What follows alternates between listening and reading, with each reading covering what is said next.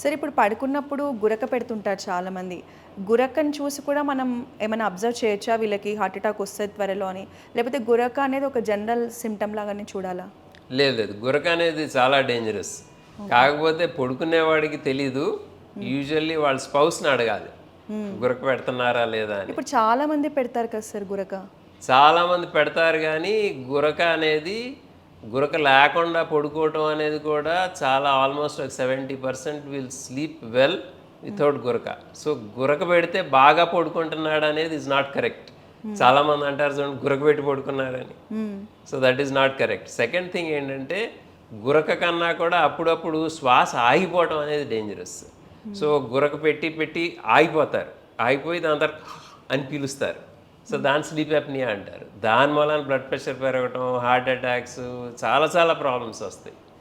So ఆ గురక ఉన్న వాళ్ళందరినీ కూడా స్లీప్ స్టడీ అనేది చేసి చూసుకోవాలి.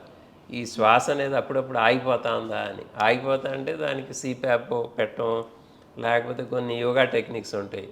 ఉజ్జయ్ బ్రీదింగ్, భస్త్రికా ప్రాణాయామ, లేకపోతే ఈవెన్ సింపుల్ వెయిట్ లాస్ అయినా సరే చాలామంది గురకపోతుంది.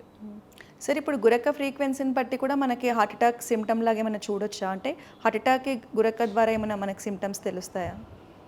అంటే హార్ట్ అటాక్కి కారణాల లోపల ఒకటి స్లీప్ యాప్నియా, ఓకే.